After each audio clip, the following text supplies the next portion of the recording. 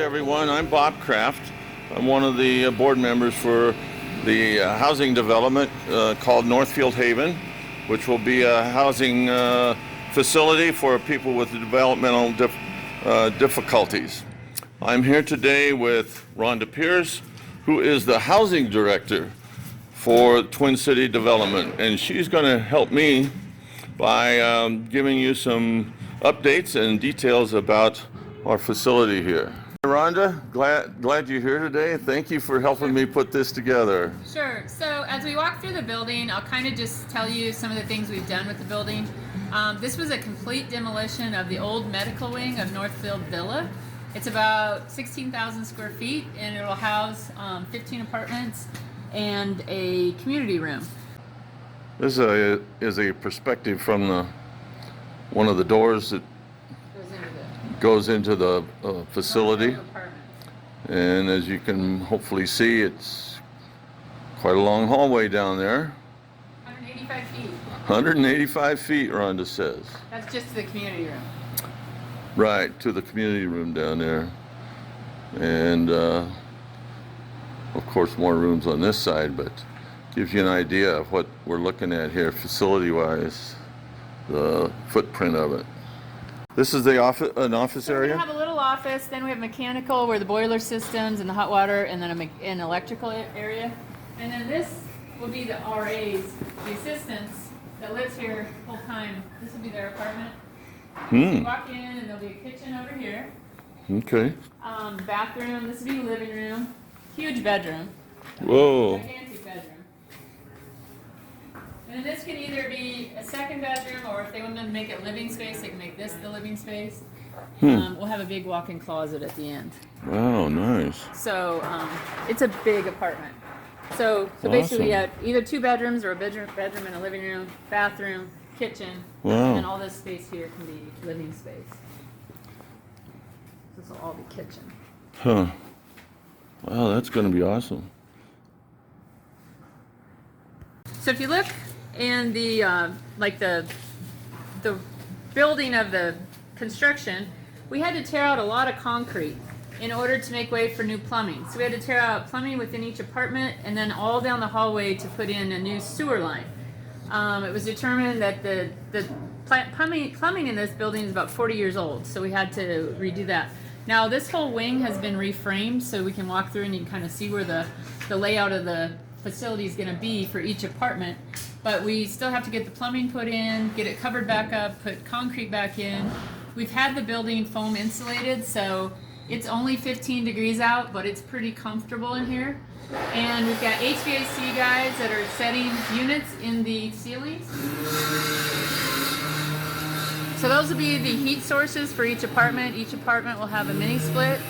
And you can see those will be in the attic, so it'll be easier for maintenance to go through and work on those.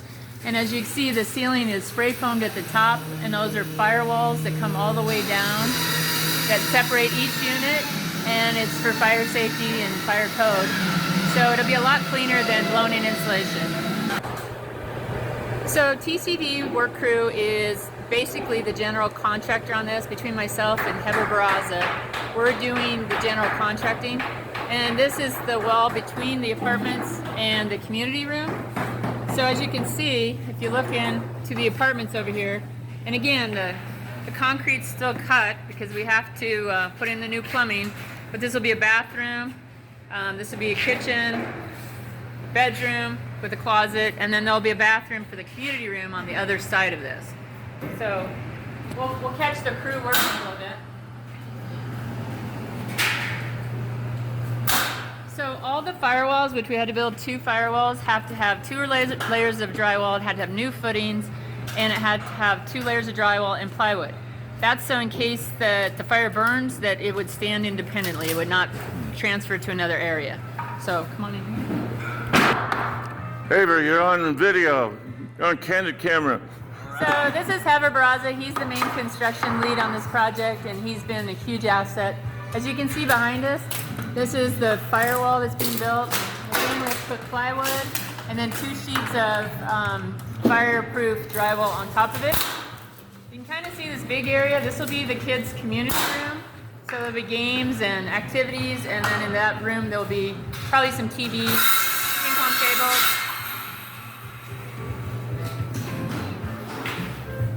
And this area will become the kitchen and dining room so that you can have community events for the kids and have relatives come in. But as you can see, some of the things we had to do was to create new footings. So we had to tear out a lot of old concrete, put in a lot of new concrete in the whole process. Had to tear out a lot of walls, but we built new walls. And as you can see, we do try to recycle everything. Almost everything gets reused or recycled at the metal recycling center. So we are very cognizant of trying to keep the prices down. So this unit is a 2-bedroom unit. So we come in and we have a bedroom right here. We go, and we'll have a kitchen is where I'm standing. The bathroom will be up to the left. And then the living room will be in here along with another bedroom. So that's a pretty large unit. We are starting to get drywall bids and kitchen cabinet bids. So even though it looks like we aren't too far along, there was a lot of infrastructure that had to go in the ground before we could start the actual drywall and that sort of thing. But electricians have most of their wires pulled, and we'll go down and I'll show you that. This is another fire separation wall that had to be built with new footings and new walls, and these will be fire doors that will close, you know, if the emergency sounded. This is a big expense that we didn't plan on, but because the square footage is larger than the fire code will allow, we had to split it into 2 sections. But as you can see, the HVAC guys are putting in their units. You can kind of see the equipment above us. And we get a lot of HVAC guys, but if you look in here, you can kind of get a feel that the electrical is going in. You can see all the boxes. You can look above and see all the electrical lines. The sprinkler lines are in. So Cool. So a lot of the things that have to be done before we can bring in drywallers are hopefully getting close to being done. If you look up in the ceiling, I mean, now you see pretty clean lines. You've got just the HVAC system and the sprinkler system and some wiring. A lot of progress since I was in here last. This is the new fire panel. Wow. So this will be a brand new system, totally state-of-the-art new systems. Has new wiring. I mean, it's all been wired. All this section has new wiring. Yeah, all new wiring, and the HVAC is pretty much done. I'm not sure exactly where So they're at. that door in front of us would be the main entrance to the facility. Or We're not sure yet what that's going to be. Okay. We're talking about that could be the entrance to the side door and get buzzed in, or it may be in the activity room. At this see. point, I don't think that's been determined. and then down this hallway there'll be obviously more apartments. Down this hallway is, well, the residence apartment would be right here, Okay.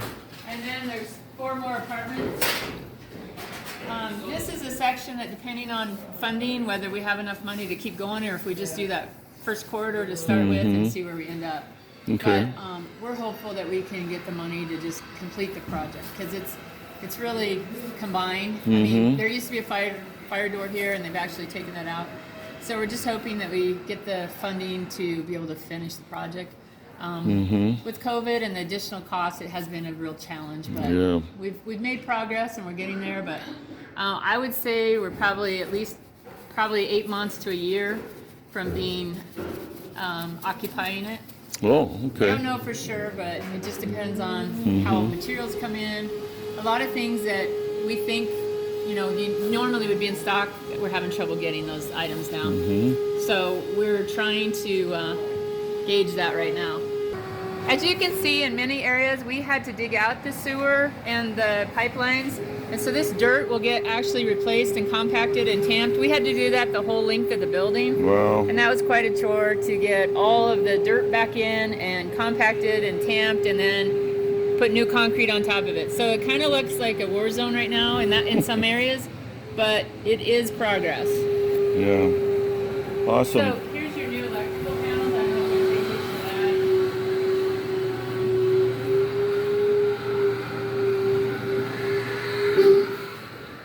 Now these still may be the old ones.